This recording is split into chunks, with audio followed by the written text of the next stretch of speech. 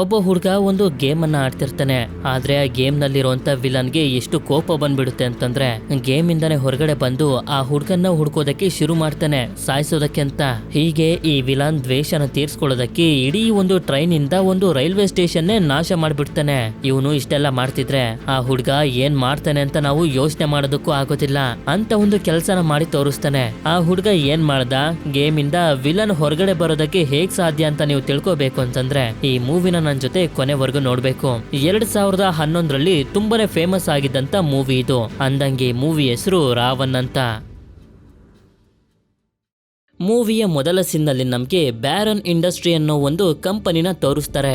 ಈ ಕಂಪನಿಲಿ ಕೆಲಸ ಮಾಡುವಂತ ಜೆನ್ನಿ ಅನ್ನೋ ಒಬ್ಳು ಲೇಡಿ ಎಲ್ಲರಿಗೂ ಹೇಳ್ತಿರ್ತಾಳೆ, ನಾವು ಫೋನ್ಗಳನ್ನ ಹಾಗೆ ಕಂಪ್ಯೂಟರ್ ಗಳನ್ನ ಯೂಸ್ ಮಾಡ್ತಿರ್ಬೇಕಾದ್ರೆ ಅವುಗಳಿಂದ ಡಿಜಿಟಲ್ ರೇಸ್ಗಳು ಅಂದ್ರೆ ಕಿರಣಗಳು ಹೊರಗಡೆ ಬರ್ತವೆ. ಯಾವಾಗ್ಲೂ ಅವುಗಳು ನಮ್ಮ ಸುತ್ತಮುತ್ತನೇ ಇರೋದು, ಆದ್ರೆ ನಮ್ಮ ಕಣ್ಣಿಗೆ ಕಾಣಿಸೋದಿಲ್ಲ. ಈಗ ನಮ್ಮ ಕಂಪನಿಲಿ ಒಂದು ಹೊಸ ಟೆಕ್ನಾಲಜಿನ ಕಂಡುಹಿಡಿದಿದೀವಿ. ಈ ಕಿರಣಗಳನ್ನ ಯೂಸ್ ಮಾಡ್ಕೊಂಡು ನಮ್ಮ ಫೋನ್ ಅಥವಾ ಕಂಪ್ಯೂಟರ್ ನಲ್ಲಿರುವಂತ ಯಾವುದೇ ತರದ ವಸ್ತುಗಳನ್ನ ನಿಜವಾದ ಪ್ರಪಂಚಕ್ಕೆ ತಗೊಂಡ್ ಬಂದು ನೋಡ್ಬೋದು, ಹಾಗೆ ಮುಟ್ಲಬಹುದು ಅಂತ. ಮುಂದಿನ ಸೀನ್ ನಲ್ಲಿ ನಮ್ಗೆ ಸ್ಕೂಲ್ ನಲ್ಲಿ ಮಲಗಿರುವಂತ ಪ್ರತೀಕ್ ಅನ್ನೋ ಒಬ್ಬ ಸಣ್ಣ ಹುಡುಗನ್ನ ತೋರಿಸ್ತಾರೆ. ಇವತ್ತು ಇವನು ಸ್ಕೂಲ್ ನಲ್ಲಿ ಇವನ ತಂದೆ ಬಗ್ಗೆ ಒಂದು ಪ್ರಬಂಧನ ಬರಿಬೇಕು. ಆದ್ರಿಂದ ಇವನು ಇವನ ತಂದೆನ ನೆನ್ಸ್ಕೊಳ್ತಿರ್ತಾನೆ. ಹಾಗೆ ಇವನ ತಂದೆ ಆಗಿರುವಂತ ಶೇಖರ್ನ ನಮ್ಗೆ ತೋರಿಸ್ತಾರೆ. ಶೇಖರ್ ಒಬ್ಬ ವಿಡಿಯೋ ಗೇಮ್ ನ ಡೆವಲಪರ್, ಅಂದ್ರೆ ತುಂಬಾನೇ ಇಂಟೆಲಿಜೆಂಟ್, ಅದ್ರ ಜೊತೆಗೆ ಫ್ರೆಂಡ್ಲಿ ಆಗಿರುವಂತ ವ್ಯಕ್ತಿ ಕೂಡ. ನಂತರ ಇವನು ಕೆಲಸ ಮಾಡ್ತಿರುವಂತ ಜಾಗದಲ್ಲಿ ನೋಡಿದ್ರೆ ನಾವಾಗ್ಲೇ ನೋಡ್ದಂತ ಜೆನ್ನಿನೂ ಕೂಡ ಇರ್ತಾಳೆ. ಅಂದ್ರೆ ಇವರಿಬ್ರು ಕೆಲಸ ಮಾಡ್ತಿರೋದು ಬ್ಯಾರನ್ ಇಂಡಸ್ಟ್ರಿ ಕಂಪನಿಲೇ. ಹಾಗೆ ಇವರಿಬ್ರ ಫ್ರೆಂಡ್ ಆಗಿರುವಂತ ಆಕಾಶಿನೂ ಕೂಡ ನಮ್ಗೆ ತೋರಿಸ್ತಾರೆ. ಇಲ್ಲಿ ಈ ಕಂಪನಿಯ ಓನರ್ ಎಲ್ಲರಿಗೂ ಹೇಳ್ತಿರ್ತಾನೆ, ನಾವೊಂದು ಒಳ್ಳೆ ಗೇಮ್ ಅನ್ನ ಡೆವಲಪ್ ಮಾಡಿ ರಿಲೀಸ್ ಮಾಡ್ಬೇಕು. ಆ ಗೇಮ್ ಎಷ್ಟು ಚೆನ್ನಾಗಿರ್ಬೇಕು ಅಂತಂದ್ರೆ ಇಡೀ ಪ್ರಪಂಚನ ನಮ್ಮ ಕಂಪನಿ ಬಗ್ಗೆ ಮಾತಾಡಬೇಕು ಅಂತ. ಹೇಳ್ಬೇಕು ಅಂತಂದ್ರೆ ಈ ಬ್ಯಾರನ್ ಇಂಡಸ್ಟ್ರಿ ಕಂಪನಿ ಇರೋದು ಇಂಗ್ಲೆಂಡ್ ನಲ್ಲಿ. ಇದಾದ್ಮೇಲೆ ಯಾವಾಗ ಶೇಖರ್ ಮನೆಗ್ ಬರ್ತಾನೋ ಇವನ ಹೆಂಡತಿ ಆಗಿರುವಂತ ಸೋನಿಯಾನ ತೋರಿಸ್ತಾರೆ. ಇವರಿಬ್ರು ಒಬ್ರನ್ನೊಬ್ರು ತುಂಬಾನೇ ಪ್ರೀತಿ ಮಾಡ್ತಾರೆ. ಆದ್ರೆ ಇವರ ಮಗನ ಆಗಿರುವಂತ ಪ್ರತೀಕ್ಗೆ ಅನ್ಸುತ್ತೆ ಇವನ ತಂದೆ ಶೇಖರ್ ಈ ಪ್ರಪಂಚಕ್ಕೆ ಇನ್ನೂ ಅಪ್ಡೇಟ್ ಆಗಿಲ್ಲ, ಇನ್ನು ಕೂಡ ಹಳೆ ಕಾಲದವ್ರ ತರನೇ ಯೋಚನೆ ಮಾಡ್ತಾರೆ ಅಂತ. ಇದಾದ್ಮೇಲೆ ಇವರು ಊಟ ಮಾಡ್ತಿರ್ಬೇಕಾದ್ರೆ ಶೇಖರ್ ನೆಕ್ಸ್ಟ್ ಕ್ರಿಯೇಟ್ ಮಾಡ್ತಿರುವಂತ ಗೇಮ್ ನ ಬಗ್ಗೆ ಹೇಳ್ತಿರ್ತಾನೆ. ನಾನೊಂದು ಗೇಮ್ ಅನ್ನ ರೆಡಿ ಮಾಡ್ತಿದ್ದೀನಿ, ಅದ್ರಲ್ಲಿ ಹೀರೋ ಯಾವಾಗ್ಲೂ ಪವರ್ಫುಲ್ ಆಗಿರ್ತಾನೆ, ಗೆಲ್ತಾನೆ ಅಂತ. ಆದ್ರೆ ಇದು ಪ್ರತೀಕ್ಗೆ ಇಷ್ಟ ಇರೋದಿಲ್ಲ. ಇವನಿಗೆ ಹೀರೋಗಳಿಗಿಂತ ವಿಲನ್ ಜಾಸ್ತಿ ಇಷ್ಟ ಆಗ್ತಾರೆ. ಯಾಕೆಂತಂದ್ರೆ ವಿಲನ್ ನ ಯಾರು ಹೇಳೋ ಹಾಗಿಲ್ಲ, ಕೇಳೋ ಹಾಗಿಲ್ಲ, ಅವರಿಗೆ ಇಷ್ಟ ಬಂದಿದ್ದನ್ನ ಮಾಡ್ತಾರೆ ಅಂತ.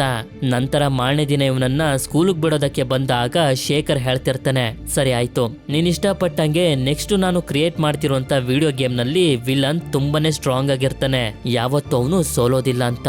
ಇದನ್ನ ಕೇಳಿ ಇವನ್ಗೂ ಕೂಡ ತುಂಬಾ ಸಂತೋಷ ಆಗುತ್ತೆ. ಇದಾದ್ಮೇಲೆ ಶೇಖರ್ ಇವನ ಟೀಮ್ ನವ್ರಿಗೂ ಕೂಡ ಇದನ್ನೇ ಹೇಳ್ತಿರ್ತಾನೆ, ನಮ್ಮ ಗೇಮ್ ನಲ್ಲಿ ನಾವು ವಿಲನ್ ನ ತುಂಬಾ ಸ್ಟ್ರಾಂಗ್ ಆಗಿ ಕ್ರಿಯೇಟ್ ಮಾಡ್ಬೇಕು ಅಂತ. ಇದನ್ನ ಕೇಳಿ ಜೆನ್ನಿಗೆ ಇವನು ಇದನ್ನೆಲ್ಲ ಮಾಡ್ತಿರೋದು ಇವನ ಮಗನ್ಗೆ ಅನ್ನೋ ವಿಷಯ ಅರ್ಥ ಆಗೋಗುತ್ತೆ. ಸರಿ ಅಂತ ಇವರು ಗೇಮ್ ಡೆವಲಪ್ ಮಾಡೋದಕ್ಕೆ ಶುರು ಕೂಡ ಮಾಡ್ಕೊಬಿಡ್ತಾರೆ. ಇದಾದ್ಮೇಲೆ ಗೇಮ್ ನ ವಿಲನ್ ಹಾಗೆ ಹೀರೋಗೆ ಹೆಸರಿಡೋದಕ್ಕೆ ಯೋಚನೆ ಮಾಡ್ತಿರ್ಬೇಕಾದ್ರೆ ವಿಲನ್ ತುಂಬಾ ಸ್ಟ್ರಾಂಗ್ ಆಗಿರೋದ್ರಿಂದ ಅವನಿಗೆ ರಾವಣನ ತರ ರಾವಣ್ ಅಂತ ಹೆಸರಿಡ್ಬೇಕು ಅಂತ ಡಿಸೈಡ್ ಮಾಡ್ತಾರೆ. ಹಾಗೆ ಅದ್ರ ಆಪೋಸಿಟ್ ಆಗಿ ಹೀರೋಗೆ ಜೀವನ್ ಅಂತ ಹೆಸರಿಡ್ತಾರೆ. ನಂತರ ಆಕಾಶಿ ಸೂಟ್ ಅನ್ನ ಹಾಕೊಂಡು ಈ ಗೇಮ್ ಅನ್ನ ಟೆಸ್ಟ್ ಮಾಡ್ತಿರ್ಬೇಕಾದ್ರೆ ನಮ್ಗೆ ಗೊತ್ತಾಗೋದು ಈ ಗೇಮ್ ಅನ್ನ ಆಡ್ಬೇಕು ಅಂತಂದ್ರೆ ಈ ತರ ಸೂಟ್ ಅನ್ನ ಹಾಕೊಳ್ಬೇಕು ಅಂತ. ಇದಾದ್ಮೇಲೆ ಜೆನ್ನಿ ಹೀರೋಗೆ ಅಂದ್ರೆ ಜೀವನ್ನ ಫೇಸ್ಗೋಸ್ಕರ ಶೇಖರ್ನ ಫೋಟೋನೇ ತಗೊಳ್ತಾಳೆ. ಅಂದ್ರೆ ಇವನ ಮುಖ ತರನೇ ಹೀರೋ ಮುಖನೂ ಕೂಡ ಕಾಣಿಸುತ್ತೆ ಅಂತ. ಹೀಗೆ ಇವರು ಟೆಸ್ಟ್ ಮಾಡ್ತಿರ್ಬೇಕಾದ್ರೆ ಗಮನಿಸ್ತಾರೆ ಗೇಮ್ ನಲ್ಲಿರುವಂತ ರಾವಣ್ ಕ್ಯಾರೆಕ್ಟರ್ ಅದಾಗದೆ ನಗ್ತಿರುತ್ತೆ. ಆದ್ರೆ ಇದ್ರ ಬಗ್ಗೆ ಇವರು ಜಾಸ್ತಿ ತಲೆ ಕೆಡಿಸ್ಕೊಳ್ಳದೆ ಶೇಖರ್ ಹಾರ್ಟ್ ಅನ್ನೋ ಒಂದು ಡಿವೈಸ್ ನ ತಗೊಂಡ್ ಬಂದು ಎಲ್ಲರಿಗೂ ಎಕ್ಸ್ಪ್ಲೇನ್ ಮಾಡ್ತಾ ಹೋಗ್ತಾನೆ. ನಮ್ಮ ಗೇಮ್ ನಲ್ಲಿ ಈ ಹಾರ್ಟ್ ಅನ್ನೋ ಡಿವೈಸ್ ಹೀರೋ ಹತ್ರನೂ ಇರುತ್ತೆ, ವಿಲನ್ ಹತ್ರನೂ ಕೂಡ ಇರುತ್ತೆ. ಅಕಸ್ಮಾತ್ ಈ ಹಾರ್ಟ್ ನ ಹೊರಗಡೆ ತೆಗೆದು ನಾಶ ಮಾಡಿದ್ರೆ ಜೀವನ್ ಆಗ್ಲಿ ರಾಮನ್ ಆಗ್ಲಿ ಯಾರು ಕೂಡ ಸಾಯೋದಿಲ್ಲ. ಅಥವಾ ಈ ಹಾರ್ಟ್ ಅನ್ನೋ ಡಿವೈಸ್ ಈ ಎರಡೂ ಕ್ಯಾರೆಕ್ಟರ್ ಇಂದ ಹೊರಗಡೆ ಇರಬೇಕಾದ್ರೆ ಸಾಯಿಸಿದ್ರೆ ಅವಾಗ್ಲೂ ಕೂಡ ಇವರಿಬ್ರು ಸಾಯೋದಿಲ್ಲ. ಯಾಕೆಂತಂದ್ರೆ ಈ ಡಿವೈಸ್ ಇವರ ಒಳಗಡೆ ಇದ್ದಾಗ ಮಾತ್ರ ಇವರಿಬ್ರು ಒಬ್ಬರನ್ನೊಬ್ರು ಸಾಯಿಸೋದಕ್ಕಾಗೋದು ಅಂತ. ಇದಾದ್ಮೇಲೆ ಶೇಖರ್ ಮತ್ತೆ ಪ್ರತೀಕ್ ಮೂವಿನ ನೋಡ್ಕೊಂಡು ಮತ್ತೆ ಮನೆಗೆ ಹೋಗ್ತಿರ್ಬೇಕಾದ್ರೆ ರೋಡ್ ನಲ್ಲಿ ಒಬ್ಬ ವ್ಯಕ್ತಿ ಇವರನ್ನ ಹೆದರಿಸಿ ದುಡ್ಡನ್ನ ಕೊಡಿ ಅಂತ ಕೇಳಿದಾಗ ಶೇಖರ್ ಕೂಡ ಅವನಿಗೆ ದುಡ್ಡನ್ನ ಕೊಟ್ಟು ಕಳಿಸ್ಬಿಡ್ತಾನೆ. ಸಾಯಿಸ್ಬಿಡ್ತಾನೆ. ಇದರಿಂದ ಪ್ರತೀಕ್ಗೆ ಅನ್ನಿಸ್ತಿರುತ್ತೆ ಇವನ ತಂದೆ ಒಬ್ಬ ಹೆದ್ರು ಪುಕ್ಲ ಅಂತ. ಆದ್ರೆ ಶೇಖರ್ ಅವನನ್ನ ಬಿಟ್ಟು ಕಳಿಸಿದ್ದು ಇವನ ಮಗನ್ಗೆ ಏನು ಆಗ್ಬಾರ್ದು ಅನ್ನೋ ಒಂದೇ ಒಂದು ಕಾರಣಕ್ಕೆ. ನಂತರ ಆಕಾಶಿ ಸೂಟ್ ಅನ್ನ ಹಾಕೊಂಡು ಗೇಮ್ ನ ಟೆಸ್ಟ್ ಮಾಡ್ತಿರ್ಬೇಕಾದ್ರೆ ಗೇಮ್ ನಲ್ಲಿರುವಂತ ರಾವನ್ ಆ ಸೂಟ್ ನೇ ತನ್ನ ಕಂಟ್ರೋಲ್ಗೆ ತಗೊಂಡು ಕಾಫಿ ಕಪ್ ಅನ್ನ ಹೊಡೆದಾಕ್ಬಿಡ್ತಾನೆ. ಆದ್ರೆ ಮತ್ತೆ ಮತ್ತೆ ಅವರು ಇದನ್ನ ಇಗ್ನೋರ್ ಮಾಡ್ತಾನೆ ಇರ್ತಾರೆ, ತಲೆ ಕೆಡ್ಸ್ಕೊಳ್ಳೋದಕ್ಕೆ ಹೋಗೋದಿಲ್ಲ. ಅಂದ್ರೆ ಈ ಗೇಮ್ ನಲ್ಲಿ ಏನೋ ಒಂದು ಪ್ರಾಬ್ಲಮ್ ಆಗ್ತಿದೆ ಅಂತ. ಇದಾದ್ಮೇಲೆ ಗೇಮ್ ಅನ್ನ ಲಾಂಚ್ ಮಾಡುವಂತ ದಿನ ಬಂದೇ ಬಿಡುತ್ತೆ. ಶೇಖರ್ನ ಫ್ಯಾಮಿಲಿ ಅವರೆಲ್ಲ ಇಲ್ಲಿ ಬಂದಿರ್ತಾರೆ. ಆಗ ಈ ಗೇಮ್ ನ ಬಗ್ಗೆ ಎಕ್ಸ್ಪ್ಲೈನ್ ಮಾಡ್ತಾ ಹೋಗ್ತಾರೆ. 2050 ಇಸ್ವಿಲಿ ಎಲ್ಲನೂ ನಾಶ ಆಗೋಗಿದೆ. ಈ ರೀತಿ ಮಾಡಿರೋದು ರಾವನ್ ಅನ್ನೋ ಒಬ್ಬ ವಿಲನ್. ಇವನನ್ನ ಯಾರು ಕೂಡ ಸೋಲ್ಸೋದಕ್ಕಾಗೋದಿಲ್ಲ. ಯಾಕೆಂತಂದ್ರೆ ರಾವನ್ ಮನುಷ್ಯರನ್ನು ಕೂಡ ಕಂಟ್ರೋಲ್ ಮಾಡ್ತಾನೆ ಅಂತ. ರಾವನ್ ನೋಡಿ ಪ್ರತೀಕುಗಂತೂ ತುಂಬಾನೇ ಸಂತೋಷ ಆಗೋಗುತ್ತೆ. ಅಷ್ಟೇ ಅಲ್ಲದೆ ರಾವನ್ಗೆ ತನ್ನ ರೂಪನ ಚೇಂಜ್ ಮಾಡ್ಕೊಳ್ಳೋಂತ ಶಕ್ತಿ ಇರುತ್ತೆ. ಹಾಗೆ ಆರ್ಟಿಫಿಷಿಯಲ್ ಇಂಟೆಲಿಜೆನ್ಸ್ ನ ಆಡ್ ಮಾಡಿರೋದ್ರಿಂದ ಅವನು ಹೊಸ ಹೊಸ ವಿಷಯಗಳನ್ನ ಕಲಿಬಹುದು. ನಂತರ ಗೇಮ್ ನ ಹೀರೋ ಆಗಿರುವಂತ ಜೀವನ್ನ ರಿವೀಲ್ ಮಾಡ್ತಾರೆ. ನೋಡಿದ್ರೆ ಅವನ ಮುಖ ಶೇಖರ್ನ ರೀತಿನೇ ಇರುತ್ತೆ. ಆಗ ಆಕಾಶಿ ಸೂಟ್ ಅನ್ನ ಹಾಕೊಂಡ್ ಬಂದು ಈ ಗೇಮ್ ಅನ್ನ ಯಾವ ರೀತಿ ಆಡೋದು ಅಂತ ತೋರಿಸ್ತಾ ಹೋಗ್ತಾನೆ. ಆದ್ರೆ ಗೇಮ್ ನಲ್ಲಿ ರಾವನ್ ಹೊಡಿತಿದ್ದಂಗೆನೆ ಆಕಾಶಿಗೆ ನಿಜವಾಗ್ಲೂ ಕೂಡ ನೋವಾಗುತ್ತೆ. ಆದ್ರೆ ಇದನ್ನ ಯಾರು ಕೂಡ ಗಮನಿಸೋದಕ್ಕೆ ಹೋಗೋದಿಲ್ಲ. ನಂತರ ರಾವನ್ ಹಾಗೆ ಜೀವನ್ನ ಡೆಮೋ ಬಾಡಿಗಳನ್ನು ಕೂಡ ತೋರಿಸ್ತಾರೆ. ಇದಾದ್ಮೇಲೆ ಪ್ರತೀಕ್ ಈ ಗೇಮ್ ಅನ್ನ ಆಡೋದಕ್ಕೆ ಲೂಸಿಫರ್ ಅಂತ ಯೂಸರ್ ನೇಮ್ ಅನ್ನ ಸೆಲೆಕ್ಟ್ ಮಾಡ್ತಾನೆ. ಹೇಳ್ಬೇಕು ಅಂತಂದ್ರೆ ಇವನು ಗೇಮ್ ಆಡೋದ್ರಲ್ಲಿ ಎತ್ತಿದ ಕೈ. ಇದರಿಂದ ಫೈಟ್ ಮಾಡ್ತಾ ಮಾಡ್ತಾ ಗೇಮ್ ನಲ್ಲಿರುವಂತ ರಾವನ್ನ ಸೋಲ್ಸಿ 2ನೇ ಲೆವೆಲ್ಗೆ ಬರ್ತಾನೆ. ಈ ಕಡೆ ನೋಡಿದ್ರೆ ಮಿಕ್ತವ್ರೆಲ್ಲ ಪಾರ್ಟಿ ಮಾಡೋದ್ರಲ್ಲಿ ಬ್ಯುಸಿ ಆಗ್ಬಿಟ್ಟಿರ್ತಾರೆ. ಈ ಕಡೆ ನೋಡಿದ್ರೆ ಗೇಮ್ ಸ್ಟಾಪ್ ಆಗುತ್ತೆ. ಆಕಾಶಿ ಬಂದು ನಡಿ ಪಾರ್ಟಿಗೆ ಅಂತ ಕಳಿಸ್ತಿರ್ತಾನೆ. ರಾವನ್ ಮಾತ್ರ ಅರ್ಧಕ್ಕೆ ಗೇಮ್ ಅನ್ನ ಬಿಟ್ಟು ಹೋಗ್ಬೇಡ ಅಂತ ಹೇಳ್ತಿರ್ತಾನೆ. ಆದ್ರೆ ಅದು ಪ್ರತೀಕುಗೆ ಕೇಳಿಸ್ದೆ ಹೊಟ್ಟೋಗ್ತಾನೆ. ಇದೇ ಸಮಯದಲ್ಲಿ ಆಕಾಶಿ ಗಮನಿಸ್ತಾನೆ ಗೇಮ್ ನಲ್ಲಿ ಏನು ಹೆಚ್ಚು ಕಡಿಮೆ ಆಗ್ತಿದೆ ಅಂತ. ಇದೇ ಟೈಮ್ ನಲ್ಲಿ ನಮ್ಗೆ ಗೊತ್ತಾಗುತ್ತೆ ಮೂವಿಯ ಮೊದಲಲ್ಲಿ ಜೆನ್ನಿ ಒಂದು ಟೆಕ್ನಾಲಜಿ ಬಗ್ಗೆ ಹೇಳ್ತಿದ್ಲಲ್ಲ, ನಮ್ಮ ಸುತ್ತಮುತ್ತ ಇರುವಂತ ಡಿಜಿಟಲ್ ರೇಸ್ ಗಳನ್ನ ಯೂಸ್ ಮಾಡ್ಕೊಂಡು ಫೋನ್ ಹಾಗೆ ಲ್ಯಾಪ್ಟಾಪ್ ನಲ್ಲಿರುವಂತ ವಸ್ತುಗಳನ್ನ ನಿಜವಾದ ಪ್ರಪಂಚಕ್ಕೆ ತಗೊಂಡ್ ಬರ್ಬೋದು ಅಂತ. ಅದೇ ರೀತಿ ರಾವನ್ ಕೂಡ ಗೇಮ್ ಇಂದ ಹೊರಗಡೆ ಬರೋದಕ್ಕೆ ರೆಡಿ ಮಾಡ್ಕೊಳ್ತಿರ್ತಾನೆ. ಈ ಕಡೆ ಪ್ರತೀಕ್ ಇಂತ ಒಂದು ಗೇಮ್ ಅನ್ನ ಕಂಡಿಡ್ದಿರೋದಕ್ಕೆ ಇವನ ತಂದೆಗೆ ಥ್ಯಾಂಕ್ಸ್ ಅಂತ ಹೇಳ್ತಾನೆ. ಇದೇ ಸಂತೋಷದಲ್ಲಿ ಶೇಖರ್ ಗೇಮ್ ಅನ್ನ ರಿಪೇರ್ ಮಾಡೋದಕ್ಕೆ ಅಂತ ಬಂದಾಗ ರಾವನ್ ಡೆಮೋ ಬಾಡಿ ಹತ್ರ ನಮ್ಗೆ ತೋರಿಸ್ತಾರೆ. ಆ ಹಾರ್ಟ್ ಅನ್ನೋ ಡಿವೈಸ್ ಕೂಡ ಇಲ್ಲೇ ಇದೆ ಅಂತ. ಹಾಗೆ ಇವರಿಬ್ರು ಪಾರ್ಟಿನೆಲ್ಲ ಮುಗಿಸ್ಕೊಂಡು ಮನೆ ಕಡೆಗೆ ಹೋಗ್ತಿರ್ತಾರೆ. ನಂತರ ಶೇಖರ್ ಗೇಮ್ ರೆಡಿ ಮಾಡೋದಕ್ಕೆ ತಯಾರು ಮಾಡ್ಕೊಳ್ತಿರ್ತಾನೆ. ಆದ್ರೆ ರಾವನ್ ಆ ಟೆಕ್ನಾಲಜಿನ ಯೂಸ್ ಮಾಡ್ಕೊಂಡು ಇವನ್ ಮೇಲೆ ಅಟ್ಯಾಕ್ ಮಾಡೋದಕ್ಕೆ ನೋಡಿದಾಗ ಮಿಸ್ ಆಗೋಗುತ್ತೆ. ಶೇಖರ್ ಕೂಡ ತುಂಬಾ ಕುಡ್ದಿರೋದ್ರಿಂದ ಅದ್ರ ಪ್ರಜ್ಞೆನೆ ಇವನಿಗೆ ಇರೋದಿಲ್ಲ. ಇದಾದ್ಮೇಲೆ ರಾವನ್ ಆ ಟೆಕ್ನಾಲಜಿನ ಯೂಸ್ ಮಾಡ್ಕೊಂಡು ಗೇಮ್ ಇಂದ ಹೊರಗಡೆ ರಾವನ್ನ ಡೆಮೋ ಬಾಡಿ ಇದೆಯಲ್ಲ ಇದ್ರ ಒಳಗಡೆ ಬಂದು ಸೇರ್ಕೊಂಡು ಇಲ್ಲೇ ಇರುವಂತ ಹಾರ್ಟ್ ನು ಕೂಡ ಬಾಡಿ ಒಳಗಡೆ ಹಾಕೋಬಿಡ್ತಾನೆ. ಇಷ್ಟೊತ್ತಿಗೆ ಶೇಖರ್ಗೂ ಕೂಡ ಎಲ್ಲನೂ ಅರ್ಥ ಆಗೋಗಿರುತ್ತೆ. ಈ ಕಡೆ ಆಕಾಶಿ ಸರ್ವರ್ ರೂಮ್ ಗೆ ಬಂದು ಚೆಕ್ ಮಾಡ್ತಿರ್ಬೇಕಾದ್ರೆ ರಾವನ್ ಇಲ್ಲಿಗೆ ಬಂದು ಇವನ ರೂಪನ ತಗೊಂಡು ಇವನಿಗೆ ಚೆನ್ನಾಗಿ ಹೊಡೆದು ಸಾಯಿಸ್ಬಿಡ್ತಾನೆ. ಇದನ್ನ ನೋಡಿ ಶೇಖರ್ ಹೆದರ್ಕೊಂಡು ಓಡೋಗ್ತಿರ್ಬೇಕಾದ್ರೆ ರೋಡ್ ನ ಮಧ್ಯೆ ಬಂದು ರಾವನ್ ಇವನನ್ನ ಸ್ಟಾಪ್ ಮಾಡಿ ಕೇಳ್ತಾನೆ, ನೀನು ಲೂಸಿಫರ್ ಅಂತ. ಇದರಿಂದ ಇವನಿಗೆ ಎಲ್ಲ ಅರ್ಥ ಆಗೋಗುತ್ತೆ. ಆಕ್ಚುಲಿ ಗೇಮ್ ಅನ್ನ ಆಡೋದಕ್ಕೆ ಇವನ ಮಗ ಲೂಸಿಫರ್ ಅನ್ನೋ ಹೆಸರನ್ನ ಚೂಸ್ ಮಾಡಿದ್ನಲ್ಲ. ಪ್ರತೀಕ್ ಆ ಗೇಮ್ ನಲ್ಲಿ ರಾವನ್ಗೆ ಹೊಡೆದು 2ನೇ ಲೆವೆಲ್ಗೆ ಹೋಗಿರೋದ್ರಿಂದ ರಾವನ್ಗೆ ಕೋಪ ಬಂದು ಅವನನ್ನ ಸಾಯಿಸೋದಕ್ಕೆ ಅಂತ ಹುಡುಕ್ತಿದ್ದಾನೆ. ಅದಕ್ಕೆ ಶೇಖರ್ ಒಪ್ಕೊಳ್ತಾನೆ, ಹೌದು ನಾನೇ ಲೂಸಿಫರ್ ಅಂತ. ಆದ್ರೆ ಐಡಿನ ಚೆಕ್ ಮಾಡಿದಾಗ ಅವನಿಗೆ ಗೊತ್ತಾಗುತ್ತೆ ಅವನು ಲೂಸಿಫರ್ ಅಲ್ಲ ಅಂತ. ಆದ್ರೂ ಕೂಡ ಅಟ್ಯಾಕ್ ಮಾಡಿ ಸಾಯಿಸ್ಬಿಡ್ತಾನೆ. ಇದಾದ್ಮೇಲೆ ಸೋನಿಯಾಗೆ ಫೋನ್ ಬರುತ್ತೆ, ನಿಮ್ಮ ಯಜಮಾನ್ರಿಗೆ ಆಕ್ಸಿಡೆಂಟ್ ಆಗಿದೆ ಅಂತ.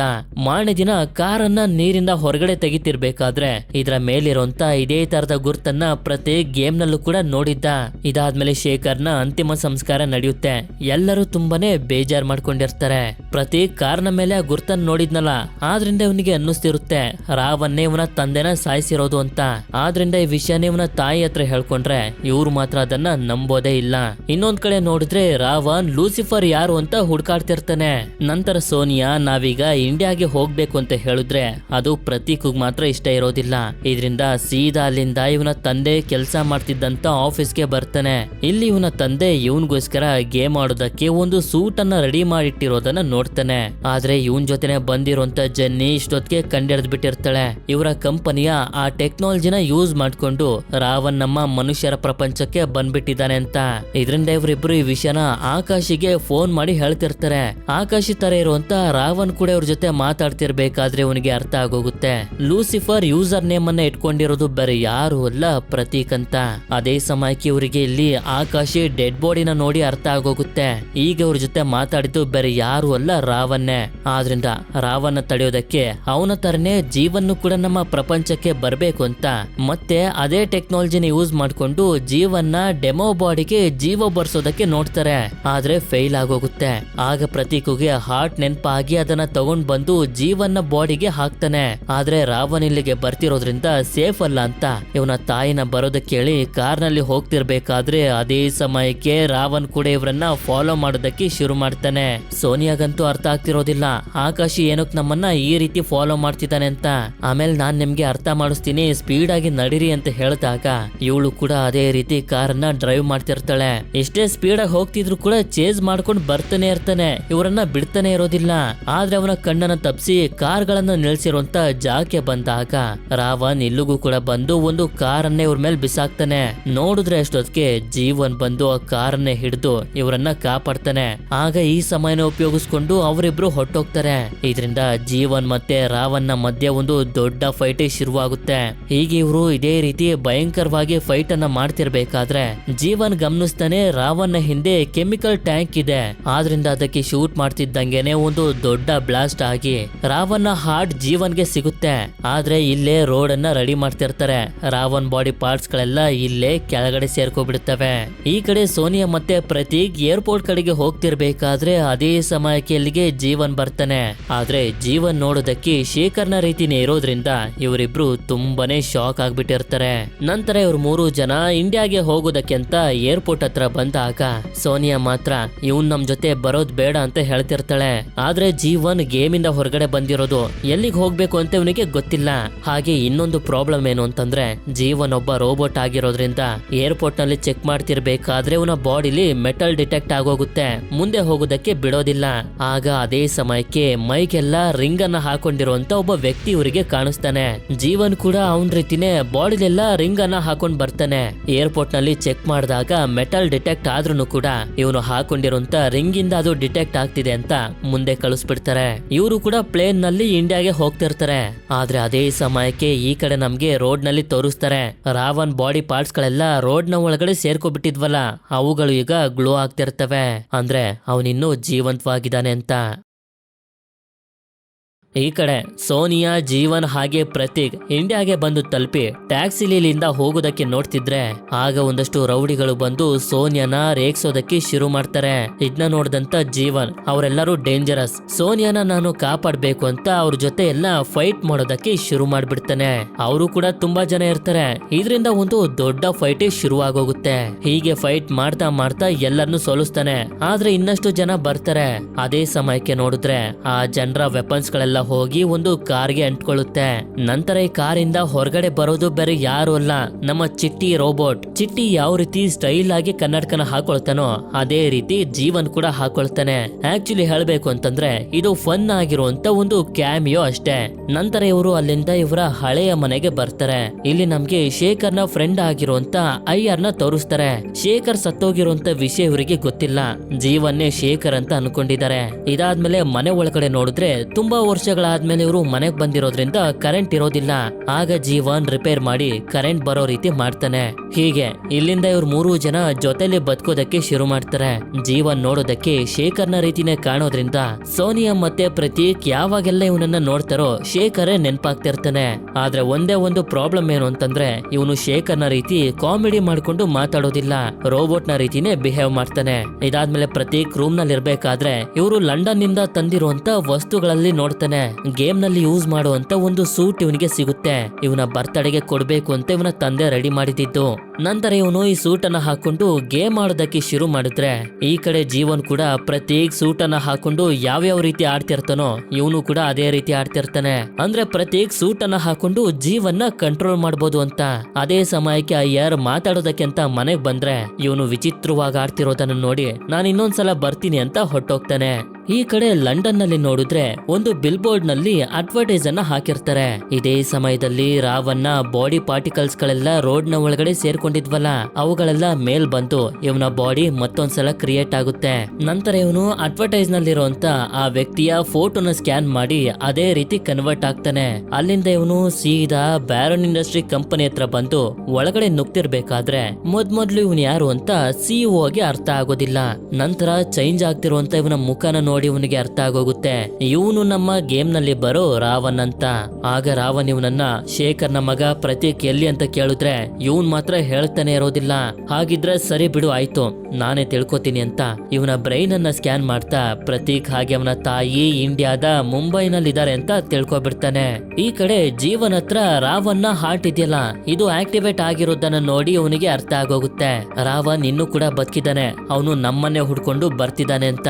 ಇದರಿಂದ ಸೋನಿಯಾಗೆ ಹೇಳ್ತಾನೆ ನೀವು ಹಾಗೆ ಪ್ರತೀಕ್ ಇಲ್ಲಿರೋದು ಸೇಫ್ ಅಲ್ಲ, ಇಲ್ಲಿಂದ ಸೇಫ್ ಆಗಿರುವಂತ ಜಾಗಕ್ಕೆ ಹೊಟ್ಟೋಗಿ ನಾನು ರಾವನ್ನ ನೋಡ್ಕೊಳ್ತೀನಿ ಅಂತ.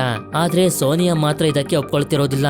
ಇಲ್ಲಿಂದ ಎಲ್ಲಿಗೆ ಹೊಡೋಗ್ಲಿ, ನನ್ನ ಹತ್ರ ಈಗ ಉಳಿದಿರೋದು ಕೊನೆಯದಾಗಿ ಇದೊಂದೇ ಜಾಗ, ಏನೇ ಆದ್ರೂ ಪರವಾಗಿಲ್ಲ ಇನ್ ಮುಂದೆ ನಾವು ಓಡೋಗ್ಬಾರ್ದು, ಇಲ್ಲೇ ಇರ್ಬೇಕು ಅಂತ ಡಿಸೈಡ್ ಮಾಡ್ಬಿಟ್ಟಿರ್ತಾಳೆ. ಅಷ್ಟೇ ಅಲ್ಲದೆ ಇವನ ಹತ್ರ ಪ್ರಾಮಿಸ್ ಕೂಡ ಮಾಡಿಸ್ಕೊತಾಳೆ ಎಂತ ಪರಿಸ್ಥಿತಿ ಇದ್ರೂ ಪರವಾಗಿಲ್ಲ ನೀನು ಪ್ರತೀಕ್ ನ ಕಾಪಾಡ್ಲೇಬೇಕು ಅಂತ. ಇವನು ಕೂಡ ಅದಕ್ಕೆ ಒಪ್ಕೊಳ್ತಾನೆ. ಅದೇ ಸಮಯಕ್ಕೆ ಇಲ್ಲಿಗೆ ಅಯ್ಯರ್ ಬಂದು ಇವನು ಶೇಖರ್ ಅಂತ ನಿನ್ ಹೆಂಡತಿನ ತಪ್ಕೋ ಅಂತ ಹೇಳ್ತಾನೆ. ಡೌಟ್ ಬರಬಾರದು ಅಂತ ಇವರು ಕೂಡ ತಪ್ಕೋಬಿಡ್ತಾರೆ. ಮಾರನೇ ದಿನ ರಾವನ್ ಪ್ಲೇನ್ ನಲ್ಲಿ ಲಂಡನ್ ಇಂದ ಇಂಡಿಯಾದ ಮುಂಬೈ ಸಿಟಿಗೆ ಬಂದು ತಲುಪಿ ಪ್ರತೀಕ್ ಹಾಗೆ ಅವನ ಫ್ಯಾಮಿಲಿ ಅವರು ಎಲ್ಲಿದ್ದಾರೆ ಅಂತ ಹುಡ್ಕೋದಕ್ಕೆ ಶುರು ಮಾಡ್ತಾನೆ. ಈ ಕಡೆ ನೋಡಿದ್ರೆ ಇವ್ರು 3 ಜನ ಒಂದು ಫಂಕ್ಷನ್ ಗೆ ಹೋಗ್ತಿರ್ತಾರೆ. ಅವರನ್ನ ಹುಡ್ಕೊಂಡು ರಾವನ್ ಕೂಡ ಬರ್ತಿರ್ತಾನೆ. ಇಲ್ಲಿ ಇವರೆಲ್ಲರೂ ಫಂಕ್ಷನ್ ಅಲ್ಲಿ ಇರ್ಬೇಕಾದ್ರೆ ಜೀವನ್ನೇ ಶೇಖರ್ ಅಂತ ಅನ್ಕೊಂಡು ಅಯ್ಯರ್ ಬಂದು ನೀನ್ ಡ್ಯಾನ್ಸ್ ಆಡ್ಲೇಬೇಕು ಅಂತ ಹೇಳ್ತಿರ್ತಾನೆ. ಇನ್ನೇನ್ ಮಾಡೋದು ಅಂತ ಜೀವನ್ ಕೂಡ ಡ್ಯಾನ್ಸ್ ಮಾಡೋದಕ್ಕೆ ಶುರು ಮಾಡ್ತಾನೆ. ಈ ಸಾಂಗ್ ಬೇರೆ ಯಾವ್ದು ಅಲ್ಲ, ಚಮಕ್ ಚಲ್ಲೋ. ನೀವೆಲ್ರೂ ಒಂದ್ಸಲ ಅಲ್ಲ ಒಂದ್ಸಲ ಈ ಸಾಂಗ್ ನ ಬಗ್ಗೆ ಕೇಳಿರ್ತೀರಾ. ಹೀಗೆ ಇವರೆಲ್ಲರೂ ತುಂಬಾ ಸಂತೋಷವಾಗಿ ಸಾಂಗ್ ಹೇಳ್ತಾ ಡ್ಯಾನ್ಸ್ ಮಾಡ್ತಾ ಎಂಜಾಯ್ ಮಾಡ್ತಿರ್ಬೇಕಾದ್ರೆ ಅದೇ ಸಮಯಕ್ಕೆ ರಾವನ್ ಸೋನಿಯಾ ಹತ್ರ ಬರ್ತಿದ್ದಂಗೆನೆ ನೆಕ್ಸ್ಟ್ ಸೆಕೆಂಡ್ ಇವಳು ತುಂಬಾ ಜೋಶ್ ಇಂದ ಡ್ಯಾನ್ಸ್ ಮಾಡೋದಕ್ಕೆ ಶುರು ಮಾಡ್ತಾಳೆ. ಎಲ್ಲರೂ ಡ್ಯಾನ್ಸ್ ಮಾಡೋದ್ರಲ್ಲಿ ಬ್ಯುಸಿ ಆಗಿದ್ರೆ ಜೀವನ್ಗೆ ಅರ್ಥ ಆಗೋಗುತ್ತೆ ರಾವನ್ ಸುತ್ತಮುತ್ತನೇ ಇದ್ದಾನೆ ಅಂತ. ಆದ್ರಿಂದ ಸೋನಿಯಾಗೆ ಪ್ರತೀಕ್ ನ ಕರ್ಕೊಂಡು ಇಲ್ಲಿಂದ ಸೇಫ್ ಆಗಿರುವಂತ ಜಾಗಕ್ಕೆ ಹೊಟ್ಟೋಗು ಅಂತ ಕಳಿಸ್ಬಿಡ್ತಾನೆ. ಯಾವಾಗ ಇವಳು ಪ್ರತೀಕ್ ನ ಕರ್ಕೊಂಡು ಹೋಗ್ತಿರ್ತಾಳೋ ಆಗ್ಲೇ ನಮ್ಗೆ ಗೊತ್ತಾಗೋದು ಇದು ಸೋನಿಯಾ ಅಲ್ಲ, ಸೋನಿಯಾ ವೇಷದಲ್ಲಿರುವಂತ ರಾವನ್ ಹೇಳ್ತಿರ್ತಾನೆ ಏನು ಹೆದರ್ಕೊಳ್ಳೋದಕ್ಕೆ ಹೋಗ್ಬೇಡ, ಜೀವನ್ ನನ್ನ ಹಾರ್ಟ್ ಅನ್ನ ತಗೊಂಡ್ ಬರೋವರೆಗೂ ನಿನ್ನ ಸಾಯಿಸೋದಿಲ್ಲ ಅಂತ. ಈ ಕಡೆ ಜೀವನ್ ಮನೆಗ್ ಬಂದು ನೋಡಿದ್ರೆ ಎಲ್ಲನೂ ಚಲ್ಲಾಪಿಲ್ಲಿಯಾಗಿ ಬಿದ್ದಿರುತ್ತೆ. ಆಗ ರಾವಣ್ ಟಿವಿಯ ಮುಖಾಂತರ ಇವನನ್ನ ಕಾಂಟ್ಯಾಕ್ಟ್ ಮಾಡ್ತಾ ಹೇಳೋದಕ್ಕೆ ಶುರು ಮಾಡ್ತಾನೆ. ಸೋನಿಯಾ ಈಗ ನನ್ನ ಕಂಟ್ರೋಲ್ ನಲ್ಲಿದ್ದಾಳೆ, ಅವಳು ಒಂದು ಟ್ರೈನ್ ನಲ್ಲಿ ಹೋಗ್ತಿದ್ದಾಳೆ, ಆ ಟ್ರೈನ್ ಸ್ಪೀಡ್ ಆಗಿ ಹೋಗ್ತಿದೆ, ಎಲ್ಲೂ ಕೂಡ ನಿಲ್ಲೋದಿಲ್ಲ, ಅವಳು ಜೀವಂತವಾಗಿ ಬೇಕು ಅಂತಂದ್ರೆ ಹೋಗಿ ಕಾಪಾಡು, ಅದಾದ್ಮೇಲೆ ಪ್ರತ್ಯೇಕ ಜೀವಂತವಾಗಿ ಬೇಕು ಅಂತಂದ್ರೆ ನನ್ನ ಹಾರ್ಟ್ ಅನ್ನ ತಗೊಂಡು ಬ್ಯಾರನ್ ಇಂಡಸ್ಟ್ರಿ ಕಂಪನಿ ಹತ್ರ ಬಾ ಅಂತ. ಈ ಕಡೆ ನಮ್ಗೆ ತೋರಿಸ್ತಾರೆ ಬ್ಯಾಂಡ್ರಾ ಸ್ಟೇಷನ್ ನಲ್ಲಿ ಒಂದು ಟ್ರೈನ್ ಸ್ಟಾಪ್ ಆಗದೆ ಸ್ಪೀಡ್ ಆಗಿ ಹೋಗ್ತಿರುತ್ತೆ. ಈ ಟ್ರೈನ್ ನಲ್ಲಿರುವಂತ ಜನರಿಗೆ ಮಾತ್ರ ತುಂಬಾ ಭಯ ಆಗ್ತಿರುತ್ತೆ. ಟ್ರೈನ್ ಬೇರೆ ನಿಲ್ತಿಲ್ಲ, ಇಷ್ಟು ಸ್ಪೀಡ್ ಆಗಿ ಹೋಗ್ತಿದೆ, ನಮ್ ಕತೆ ಏನಾಗುತ್ತೋ ಏನು ಅಂತ. ಈ ಕಡೆ ಜೀವನ್ ತುಂಬಾ ಕಷ್ಟಪಟ್ಟು ಈ ಟ್ರೈನ್ ನ ಮೇಲೆ ಓಡ್ತಾ ಮೊದ್ಲು ಅಲ್ಲಿಂದ ಇಂಜಿನ್ ಹತ್ರ ಬಂದು ಜನರಿರುವಂತ ಬೋಗಿನ ಸಪರೇಟ್ ಮಾಡಿ ಜನರನ್ನ ಕಾಪಾಡ್ತಾನೆ. ಅದಾದ್ಮೇಲೆ ಇಂಜಿನ್ ಒಳಗಡೆ ಬಂದು ನೋಡಿದ್ರೆ ಸೋನಿಯಾ ಇರ್ತಾಳೆ. ಇವಳನ್ನ ರಾವನ್ ಕಂಟ್ರೋಲ್ ಇಂದ ಹೊರಗಡೆ ಕರ್ಕೊಂಡ್ ಬರ್ತಾನೆ. ಆದ್ರೆ ಇಂಜಿನ್ ಮಾತ್ರ ಸ್ಟಾಪ್ ಆಗ್ತಿರೋದಿಲ್ಲ. ಇದರಿಂದ ಇದು ಸ್ಪೀಡ್ ಆಗಿ ನುಗ್ತಾ ರೈಲ್ವೆ ಸ್ಟೇಷನ್ ಇಂದ ಹೊರಗಡೆ ಬಂದ್ಬಿಡುತ್ತೆ. ಆದ್ರೆ ಅಷ್ಟರಲ್ಲಿ ಜೀವನ್ ಬಂದು ತನ್ನ ಕೈಗಳಿಂದಾನೇ ಸ್ಟಾಪ್ ಮಾಡಿ ಸಿಟಿ ಒಳಗಡೆ ಹೋಗೋದ್ರಿಂದ ಇದನ್ನ ತಪ್ಪಿಸ್ತಾನೆ. ಆದ್ರೆ ಈ ಕಂಪ್ಲೀಟ್ ಆಗಿರುವಂತ ರೈಲ್ವೆ ಸ್ಟೇಷನ್ ನಾಶ ಆಗೋಗುತ್ತೆ. ನಂತರ ಸೋನಿಯಾ ಸೇಫ್ ಆಗಿದ್ದಾಳೆ. ಪ್ರತೀಕ್ಗೆ ಏನಾಗಿದ್ಯೋ ಏನು ಅಂತ ಹೆದರ್ಕೊಳ್ತಿರ್ಬೇಕಾದ್ರೆ ಜೀವನ್ ಇವಳಿಗೆ ಪ್ರಾಮಿಸ್ ಮಾಡ್ತಾನೆ, ಪ್ರತೀಕ್ ನಾನು ಸೇಫ್ ಆಗಿ ಕರ್ಕೊಂಡ್ ಬರ್ತೀನಿ ಅಂತ. ಇದಾದ್ಮೇಲೆ ಇಲ್ಲಿರುವಂತ ವೈರ್ಸ್ ಗಳಿಂದ ತನ್ನನ್ನ ತಾನು ಚಾರ್ಜ್ ಮಾಡ್ಕೊಳ್ತಾನೆ. ಈ ಕಡೆ ಮುಂಬೈ ಸಿಟಿಲೂ ಕೂಡ ಬ್ಯಾರನ್ ಇಂಡಸ್ಟ್ರಿಯ ಕಂಪನಿ ಇರುತ್ತೆ. ಇಲ್ಲಿ ರಾವನ್ ಇರ್ಬೇಕಾದ್ರೆ ಜೀವನ್ ಕೂಡ ಬರ್ತಾನೆ. ಇದೇ ಜಾಗದಲ್ಲಿ ಪ್ರತೀಕ್ನು ಕೂಡ ಕಟ್ಟಾಕಿರ್ತಾನೆ. ಆದ್ರೆ ಇವನು ಬಿಡಿಸ್ಕೊತಿರ್ತಾನೆ. ನಂತರ ಜೀವನ್ ರಾವನ್ನ ಹಾರ್ಟ್ ಅನ್ನ ಇವನಿಗೆ ವಾಪಸ್ ಕೊಡ್ತಾನೆ. ಯಾಕೆಂತಂದ್ರೆ ಶೇಖರ್ ಆಗ್ಲೇ ಎಕ್ಸ್ಪ್ಲೈನ್ ಮಾಡಿದ್ನಲ್ಲ, ಇವರಿಬ್ಬರ ಬಾಡಿಗಳ ಒಳಗಡೆ ಹಾರ್ಟ್ ಗಳು ಇದ್ದಾಗ ಮಾತ್ರ ಇವರನ್ನ ಸಾಯಿಸೋದಕ್ಕಾಗೋದು ಅಂತ. ಈ ಕಡೆ ಪ್ರತೀಕ್ ಕೂಡ ಇವನು ಬಿಡಿಸ್ಕೊಂಡು ಕಂಪ್ಯೂಟರ್ ನ ಸಹಾಯದಿಂದ ಜೀವನ್ನ ಕಾಂಟ್ಯಾಕ್ಟ್ ಮಾಡಿ ಮಾತಾಡೋದಕ್ಕೆ ಶುರು ಮಾಡ್ತಾನೆ. ನಂತರ ಜೀವನ್ ಈ ರಾವನ್ನ ಹೀಗೆ ಹೀಗೆ ಬಿಟ್ರೆ ಸರಿ ಹೋಗೋದಿಲ್ಲ ಅಂತ ಇವನ್ ಜೊತೆ ಫೈಟ್ ಮಾಡ್ತಾ ಇವನನ್ನ ಸಾಯಿಸೋದಕ್ಕೆ ತುಂಬಾನೇ ಪ್ರಯತ್ನ ಪಡ್ತಿರ್ತಾನೆ. ಆದ್ರೆ ಶೇಖರ್ ಪ್ರತೀಕ್ಗೆ ಇಷ್ಟ ಆಗೋ ತರ ಈ ಗೇಮ್ ಅನ್ನ ಡಿಸೈನ್ ಮಾಡ್ಬೇಕು ಅಂತ ರಾವನ್ನ ಎಷ್ಟು ಸ್ಟ್ರಾಂಗ್ ಆಗಿ ಕ್ರಿಯೇಟ್ ಮಾಡ್ಬಿಟ್ಟಿರ್ತಾನೆ ಅಂತಂದ್ರೆ ಎಷ್ಟೇ ಕಷ್ಟಪಟ್ಟು ಇವನು ಸಾಯಿಸೋದಕ್ಕೆ ಪ್ರಯತ್ನ ಪಡ್ತಿದ್ರು ಕನಿಷ್ಠ ಪಕ್ಷ ಜೀವನ್ ಇವನಿಗೆ ಸರಿಯಾಗಿ ಹೊಡೆಯೋದಕ್ಕೂ ಕೂಡ ಆಗ್ತಿರೋದಿಲ್ಲ. ಹೀಗೆ ರಾವನ್ ಜೀವನ್ಗೆ ಹೊಡಿತಾ ಅಲ್ಲಿಂದ ಒಂದು ರೂಮ್ಗೆ ಬಂದ್ರೆ ಈ ರೂಮ್ ಗೇಮ್ ಯಾವ ರೀತಿ ಇದೆಯೋ ಅದೇ ರೀತಿ ಇರುತ್ತೆ. ಹಾಗೆ ಈ ಕಡೆ ನೋಡಿದ್ರೆ ಜೀವನ್ ಮತ್ತೆ ಪ್ರತೀಕ್ಗೆ ಅರ್ಥ ಆಗೋಗಿದೆ ಅವನನ್ನ ಸೋಲ್ಸೋದು ಅಷ್ಟು ಸುಲಭ ಅಲ್ಲ ಅಂತ. ಆದ್ರಿಂದ ಒಂದು ಪ್ಲಾನ್ ಅನ್ನ ಮಾಡ್ಕೊಂಡು ಇವರು ಕೂಡ ಈ ರೂಮ್ಗೆ ಬರ್ತಾರೆ. ಇಲ್ಲಿ ಜೀವನ್ ಮತ್ತೆ ರಾವನ್ ಇಬ್ರು ಕೂಡ ಒಂದೊಂದು ಗನ್ ಗಳನ್ನ ರೆಡಿ ಮಾಡ್ಕೊಳ್ತಾರೆ. ಹೇಳ್ಬೇಕು ಅಂತಂದ್ರೆ ಎರಡೂ ಗನ್ ಗಳಲ್ಲೂ ಬರೋದು ಒಂದೇ ಬುಲೆಟ್. ಆದ್ರೆ ಆ ಬುಲೆಟ್ ಗಳು ಎಷ್ಟು ಸ್ಟ್ರಾಂಗ್ ಆಗಿರ್ತವೆ ಅಂತಂದ್ರೆ ಇವರ ಬಾಡಿನ ನಾಶನೇ ಮಾಡ್ಬಿಡ್ತವೆ. ಇದರಿಂದ ರಾವನ್ ಜೀವನ್ಗೆ ಶೂಟ್ ಮಾಡ್ಬಿಡ್ತಾನೆ ಅವನು ಸಾಯ್ಲಿ ಅಂತ. ಆಗ ನೋಡಿದ್ರೆ ಪ್ರತೀಕ್ ಬಂದು ಜೀವನ್ ಹಾರ್ಟ್ ಅನ್ನ ಇವನಿಗೆ ವಾಪಸ್ ಹಾಕಿ ಜೀವಂತಗೊಳಿಸ್ತಾನೆ. ಇದರಿಂದ ರಾವನ್ಗಂತೂ ತುಂಬಾನೇ ಕೋಪ ಬಂದ್ಬಿಡುತ್ತೆ. ಈಗ ಇವನ ಹತ್ರ ಬುಲೆಟ್ ಕೂಡ ಉಳಿದಿಲ್ಲ. ಆದ್ರಿಂದ ಇವನ ಡೂಪ್ಲಿಕೇಟ್ ಬಾಡಿಗಳನ್ನ ಕ್ರಿಯೇಟ್ ಮಾಡಿ ಜೀವನ್ನ ಕನ್ಫ್ಯೂಸ್ ಮಾಡೋದಕ್ಕೆ ಶುರು ಮಾಡ್ತಾನೆ. ಯಾಕೆಂತಂದ್ರೆ ಜೀವನ್ ಹತ್ರನೂ ಕೂಡ ಒಂದೇ ಬುಲೆಟ್ ಇರೋದು. ಅವನು ಡೂಪ್ಲಿಕೇಟ್ ಬಾಡಿಗೆ ಶೂಟ್ ಮಾಡಿದ್ರೆ ನಾನು ಕಾಪಾಡ್ಕೊಳ್ಬಹುದು ಅಂತ. ಇದರಿಂದ ಈಗ ಏನ್ ಮಾಡೋದು ಅಂತ ಪ್ರತೀಕ್ ಹಾಗೆ ಜೀವನ್ ತುಂಬಾನೇ ಯೋಚನೆ ಮಾಡ್ತಿರ್ತಾರೆ. ಆಗ ನೋಡಿದ್ರೆ ಸೂರ್ಯನ ಬೆಳಕಿಂದ ಆ ಎಲ್ಲಾ ಬಾಡಿಗಳಲ್ಲಿ ಒಂದೇ ಒಂದು ಬಾಡಿಗೆ ಮಾತ್ರ ನೆರಳು ಬರ್ತಿರುತ್ತೆ. ಅದೇ ನಿಜವಾದ ಬಾಡಿ ಅಂತ ಜೀವನ್ ಆ ಬಾಡಿಗೆ ಶೂಟ್ ಮಾಡ್ತಿದ್ದಂಗೆನೆ ಕೊನೆಗೂ ರಾವನ್ನ ಬಾಡಿ ನಾಶ ಆಗೋದಕ್ಕೆ ಶುರುವಾಗುತ್ತೆ. ರಾವನ್ ಮತ್ತೆ ಜೀವಂತಗೊಳ್ಳಬಾರದು ಅಂತ ಅವನ ಬಾಡಿ ಪಾರ್ಟಿಕಲ್ಸ್ ಗಳನ್ನೆಲ್ಲ ಜೀವನ್ ತನ್ನ ಒಳಗಡೆನೆ ಎಳ್ಕೊಬಿಡ್ತಾನೆ. ಆದ್ರೆ ಈ ರೀತಿ ಮಾಡಿದ್ರಿಂದ ಇವನು ಕೂಡ ನಾಶ ಆಗೋದಕ್ಕೆ ಶುರು ಆಗ್ತಾನೆ. ಇದನ್ನ ನೋಡಿ ಪ್ರತೀಕ್ಗೆ ಸ್ವಲ್ಪನೂ ಇಷ್ಟ ಆಗ್ತಿರೋದಿಲ್ಲ, ಅಳ್ತಿರ್ತಾನೆ. ಆಗ ಜೀವನ್ ಇವನಿಗೆ ಸಮಾಧಾನ ಮಾಡ್ತಿರ್ತಾನೆ. ಬೇಜಾರ್ ಮಾಡ್ಕೊಳ್ಳೋದಕ್ಕೆ ಹೋಗ್ಬೇಡ, ನನ್ನ ಗುರಿ ಇದ್ದಿದ್ದು ನಿನ್ನನ್ನ ಸೇಫ್ ಆಗಿಡ್ಬೇಕು ಅಂತ ಅಷ್ಟೇ. ರಾವನ್ ನಾಶ ಆಗಿರೋದ್ರಿಂದ ನಿನಗಿನ್ನೇನು ಅಪಾಯ ಇಲ್ಲ ಅಂತ ಹೀಗಂತ ಹೇಳ್ತಾನೆ ಅವನು ನಾಶ ಆಗೋಗ್ತಾನೆ. ಆದ್ರೆ ಅವನ ಹಾರ್ಟ್ ಮಾತ್ರ ಹಾಗೆ ಉಳ್ಕೊಂಡಿರುತ್ತೆ. ಅದನ್ನ ಪ್ರತೀಕ್ ಎತ್ಕೊಳ್ತಾನೆ. ಮುಂದಿನ ಸೀನ್ ನಲ್ಲಿ ನಮ್ಗೆ ತೋರಿಸ್ತಾರೆ ಲಂಡನ್ ನಿಂದ ಜೆನ್ನಿ ಬಂದಿರ್ತಾಳೆ ಸೋನಿಯಾ ಮತ್ತೆ ಪ್ರತೀಕ್ ನ ಮೀಟ್ ಮಾಡೋದಕ್ಕೆ ಅಂತ. ಆಗ ರೂಮ್ ನಲ್ಲಿ ಪ್ರತೀಕ್ ನ ನಮ್ಗೆ ತೋರಿಸ್ತಾರೆ. ಇವನು ತುಂಬಾ ಕಷ್ಟಪಟ್ಟು ಕೆಲಸ ಮಾಡ್ತಿರ್ತಾನೆ, ಹೇಗಾದ್ರೂ ಮಾಡಿ ಜೀವನ್ನ ಮತ್ತೊಂದ್ಸಲ ಜೀವಂತಗೊಳಿಸ್ಬೇಕು ಅಂತ. ಆಗ ನೋಡಿದ್ರೆ ಜೀವನ ಹಾರ್ಟ್ ಆಕ್ಟಿವೇಟ್ ಆಗುತ್ತೆ. ಇದರಿಂದ ಇವನು ಖುಷಿ ಪಡ್ತಿದ್ರೆ ಆಗ ನಮ್ಗೆ ಮನೆಯ ಮೇಲ್ಗಡೆ ತೋರಿಸ್ತಾರೆ ಜೀವನ್ ಮತ್ತೊಂದ್ಸಲ ನಮ್ಮ ಪ್ರಪಂಚಕ್ಕೆ ಬಂದಿದ್ದಾನೆ. ಇಲ್ಲಿಗೆ ಈ ಮೂವಿ ಎಂಡ್ ಆಗುತ್ತೆ. ನಿಮ್ಮಲ್ಲಿ ಯಾರಾದ್ರೂ 2000ದಿಂದ 2010ರಲ್ಲಿ ಹುಟ್ಟಿದೀರಾ ಅಂತಂದ್ರೆ ಈ ಮೂವಿ ಬಗ್ಗೆ ಖಂಡಿತವಾಗ್ಲೂ ಗೊತ್ತೇ ಇರುತ್ತೆ. ಆಗಿನ ಕಾಲದಲ್ಲಿ ತುಂಬಾನೇ ಫೇಮಸ್ ಆಗಿತ್ತು. ಆದ್ರೆ ಜಾಸ್ತಿ ಕಲೆಕ್ಷನ್ ಮಾಡದೆ ಫ್ಲಾಪ್ ಆಗೋಯ್ತು. ನನ್ ಪ್ರಕಾರ ಒಂದು ಒಳ್ಳೆ ಕಾನ್ಸೆಪ್ಟ್ ಇರುವಂತ ಮೂವಿ. ಆದ್ರೆ ಇನ್ನು ಕೂಡ ಈ ಮೂವಿನ ಚೆನ್ನಾಗಿ ಮಾಡಬಹುದಾಗಿತ್ತು. ಈ ಮೂವಿ ಬಗ್ಗೆ ನಿಮ್ಮ ಅನಿಸಿಕೆ ಏನು ಅಂತ ನನ್ಗೆ ಕಮೆಂಟ್ ಮಾಡಿ ತಿಳಿಸಿ. ಈ ಮೂವಿಲಿ ಇನ್ನೂ ಕೂಡ ಏನ್ ಚೆನ್ನಾಗಿರ್ಬೋದಾಗಿತ್ತು, ಏನನ್ನ ಇಂಪ್ರೂವ್ ಮಾಡಬಹುದಾಗಿತ್ತು ಅಂತ. ಹಾಗೆ ವಿಡಿಯೋ ಇಷ್ಟ ಆಗಿತ್ತು ಅಂತಂದ್ರೆ ಲೈಕ್ ಮಾಡಿ. ಸರಿ, ಸಿಗೋಣ ಮತ್ತೊಂದು ಅಮೇಜಿಂಗ್ ಆಗಿರುವಂತ ವಿಡಿಯೋದಲ್ಲಿ. Until then stay tune, mystery minds.